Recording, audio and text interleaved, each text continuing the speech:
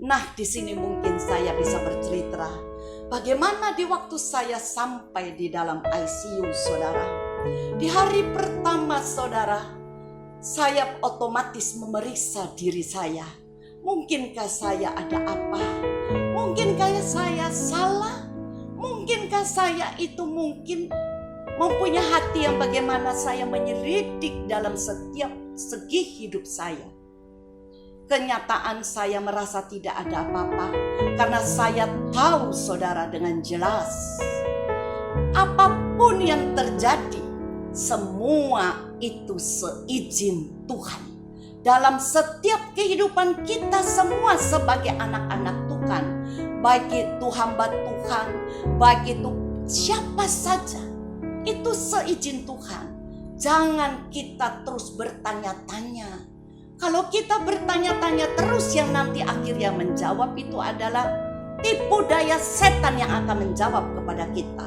Kita harus bertanya, tetapi kita sesudah bertanya, kita mulai berkata buat Tuhan mengoreksi dalam segala segi hidup. Kenyataan tidak ada apa-apa, saudara.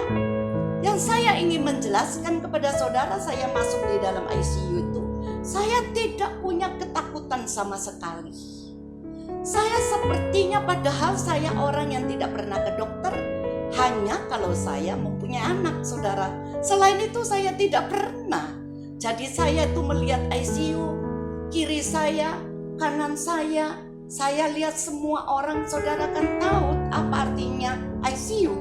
Sepertinya orang sakit itu di terminal yang terakhir. Nah, itulah di hari kedua saya itu, saudara, waktu itu tidak boleh bergerak, tidak boleh apa. Saya harus dilayani sama suster RKZ.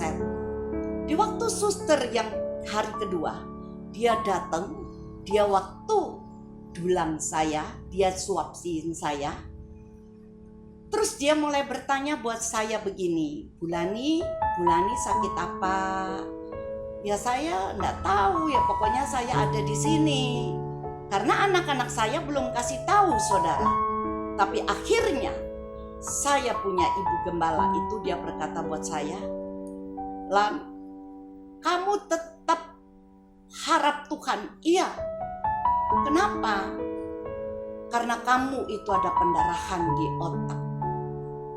Sebanyak tadi saya sudah katakan, saudara, tapi saya tidak gentar, tidak takut. Saya sempat bilang buat Tuhan, Tuhan, kalau memang ini sudah waktunya saya, ini mungkin sudah waktu saya engkau panggil saya, panggillah saya dengan tenang. Kalau belum waktu untuk saya, tentu engkau akan membuat sesuatu hal, saya masih bisa melayani Tuhan. Saudara, di waktu yang tadi saya cerita yang suster yang kedua harinya, saudara, apa yang terjadi di waktu itu, suster itu dia mulai berkata buat saya, dia tanya itu, saya cerita, lalu dia mulai menceritakan dia punya masalah buat saya. Dia menceritakan begini, Bulani, saya sempat tanya dia, kamu anak Tuhan? Dia bilang iya. Sesudah itu saya bilang, terus kenapa? Oh iya, di waktu ini sekarang ini Bu, saya punya suami lagi kecantol sama orang. Oh gitu.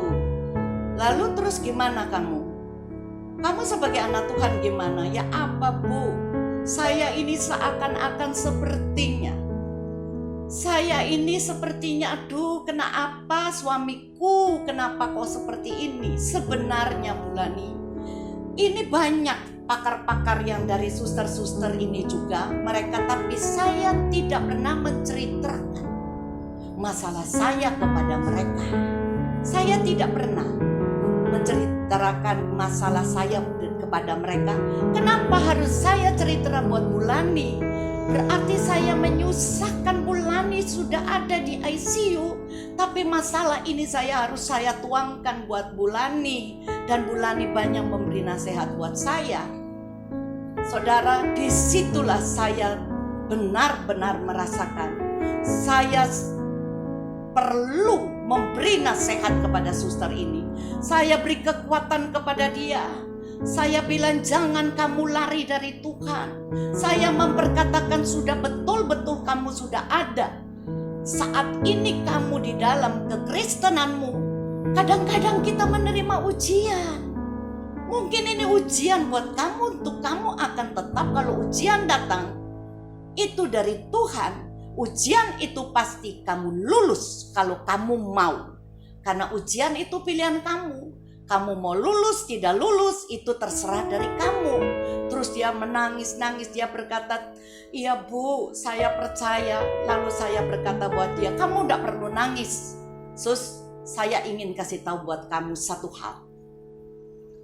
Kamu bilang, kenapa ibu ada di rumah sakit? Saya kok bisa curhat sama ibu?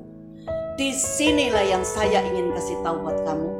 Saya diperintah Tuhan untuk masuk di dalam ICU. Saya datang di tempat ini untuk kamu, suster. Jadi saya di sini untuk kamu, dan kamu percaya kamu pasti akan menang karena kamu cuma bisa berdoa dan berdoa.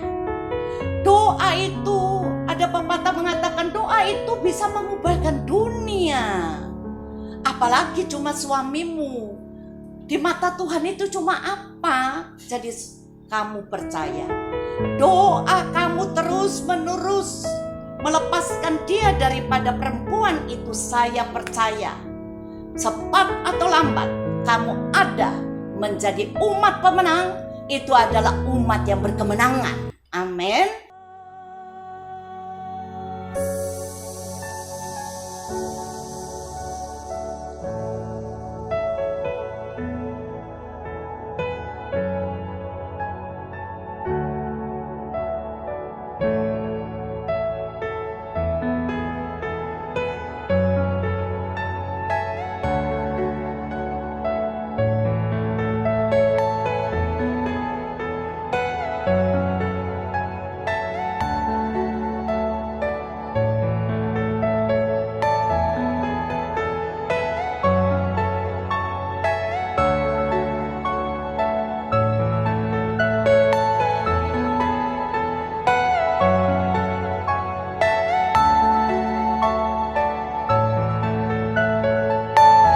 Are you all my personal dream?